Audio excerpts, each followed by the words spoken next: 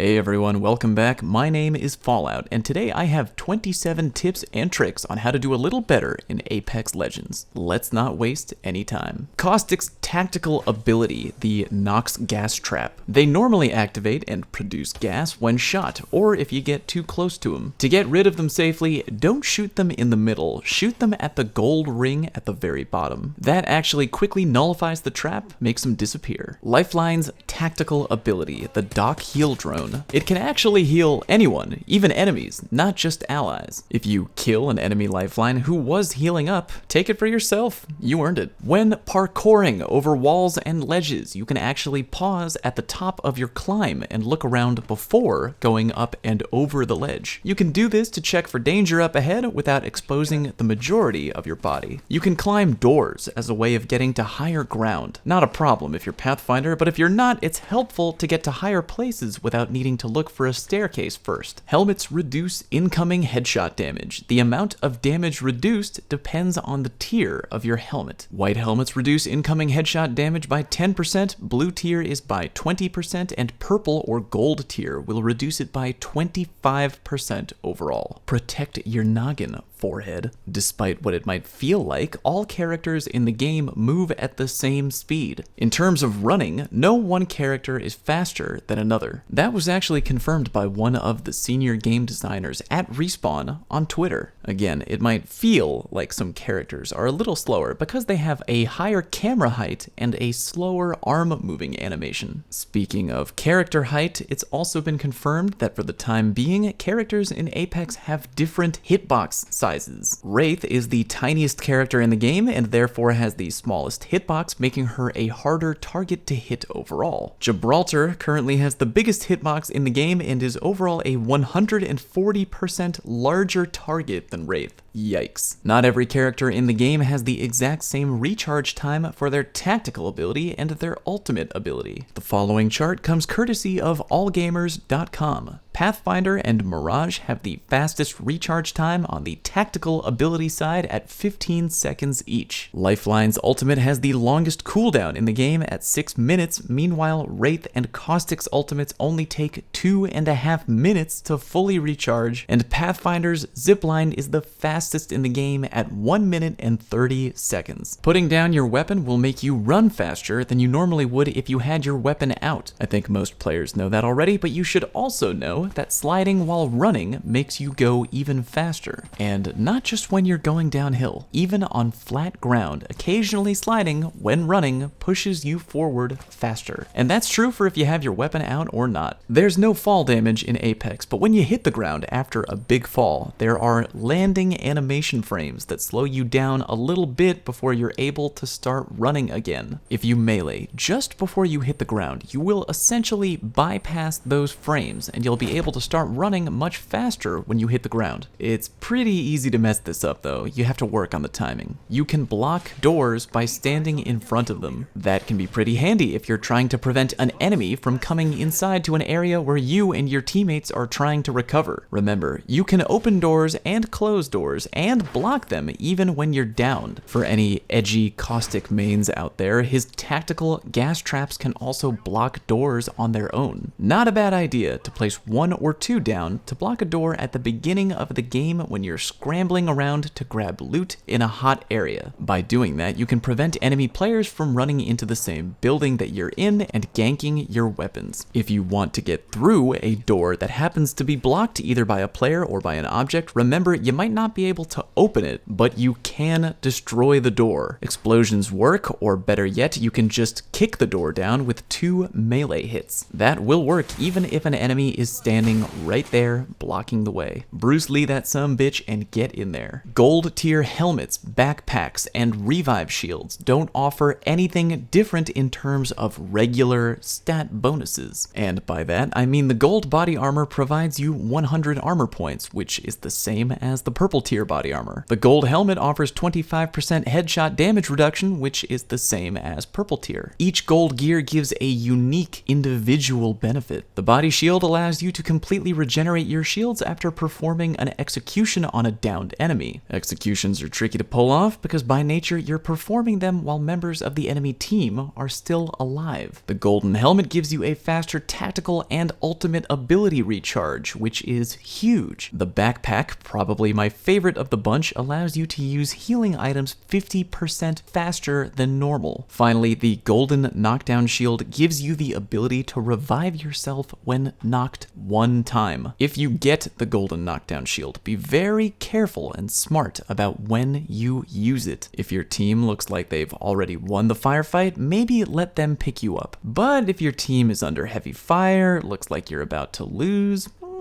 maybe activate it. Wiggle around while looting. After wiping an enemy team, you do the usual deal. Run in and loot the bodies, but while you're looting, try to strafe around back and forth. This is just in case there's another team nearby, aiming at you while you're looting, unbeknownst to you. Strafe back and forth. Don't give them a free headshot. In a game like Apex, remember, ABW. Always be wiggling. Some weapons have different shot patterns when ADSing as compared to when in hipfire. The Mozambique triangle pattern is far wider when hipfired and much tighter when ADSing. And the same thing goes for the Mastiff legendary shotgun. Wide pellet spread when hipfiring and a tighter pellet spread when ADSing. The Peacekeeper and the Evo 8, however, with no attachments, have the same pattern and tightness no matter which way you fire the weapon. Damage numbers in Apex are color-coded to help you know what kind of damage you're doing to the enemy and how much protection your enemy has. Headshot damage numbers are golden, and body shots will match the enemy's shield type, purple, blue, or white. Red damage indicates that that enemy no longer has shields. You can also hear the sound of a shield breaking when you've destroyed it. After wiping an enemy team, before healing or replenishing your shields, check your enemy's death crate first. Even though you just ripped the enemy to pieces, body armor is always going to be picked up at full shield capacity. So rather than wasting time and wasting resources recharging your own damaged shield, you can pick up and equip a fresh set of armor from your dead enemy, provided, of course, they have the same level of armor you had on or better. That only works with fresh enemies, by the way. You can't just drop your own armor into a death crate and then re-pick it up at full shield capacity. That would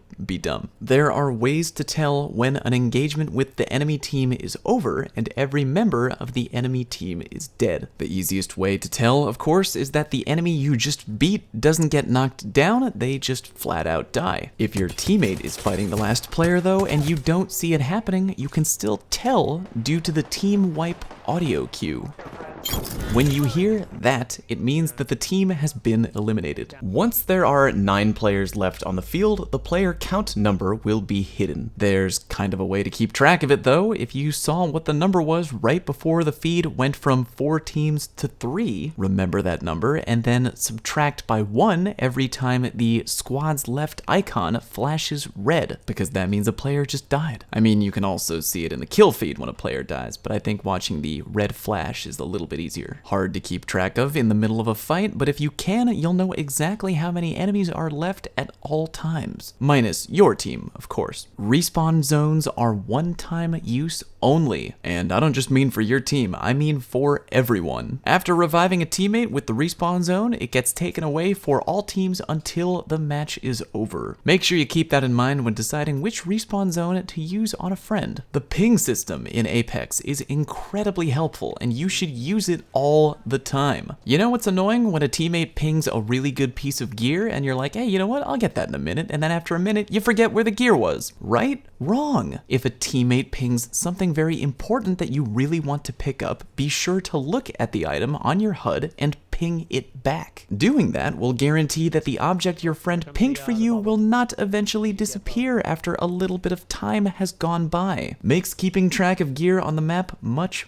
easier. Every weapon in Apex is projectile based, even though it may not seem like it right away. Bullet travel time is more noticeable at longer ranges. The further away you are, the more you'll have to lead enemies to land shots. The only weapon which breaks this rule is the relatively new Havoc rifle, but only in its select single-fire mode, where it can fire long-range shots. That is confirmed the only hit-scan weapon in the game that offers instant bullet travel time. The Hot Zone isn't the only location on the map with high-tier loot. The Hot Zone will have the highest possible chance at finding a fully kitted out gun, aka a gold version of non-legendary gear weapons which already have top-tier attachments all over the gun. You still have the chance to get those fully kitted out guns in other areas of the map though, but your highest overall chance is in the Hot Zone. If you want to see a map that shows every location and its corresponding loot tier, you can find it right here. Link to that image below. When dropping right at the beginning of the game, don't just drop and fly straight towards your target unless it's right underneath you. Go down hard to gain speed, then straighten out towards your target. Keep doing that over and over and continue gaining speed as you drop down and move towards your target. It'll get you to further away areas faster than just beelining right to your target. As you get closer to your intended landing zone when dropping into the game, it's a good idea to split up between you and your teammates. As you get close, each of you can ping a location in the nearby area to call out to your teammates where exactly you'll be landing. The reason you should do that is so that you're still close enough to stay near each other, but not so close that you'll be stealing gear from one another right when you all land. Divide and conquer, yo. Care packages can contain great loot, and you want great loot. You can tell that a care package hasn't been opened yet if it is emitting a giant blue beam of light up into the sky. If you're heading towards a care package over yonder and the blue beam goes away, well, good news and bad news. Bad news is that the care package was opened and you don't get the loot anymore. But good news, you know now exactly where the enemy is and you might get the drop on them. And that's it for now. Hope you learned a thing or two from that. By the way, did you know that I stream every week on Twitch? Well, you do now. Head on over to twitch.tv/FalloutPlays and drop me a follow so you can come and hang out when I go live. Thanks for watching. See you next time.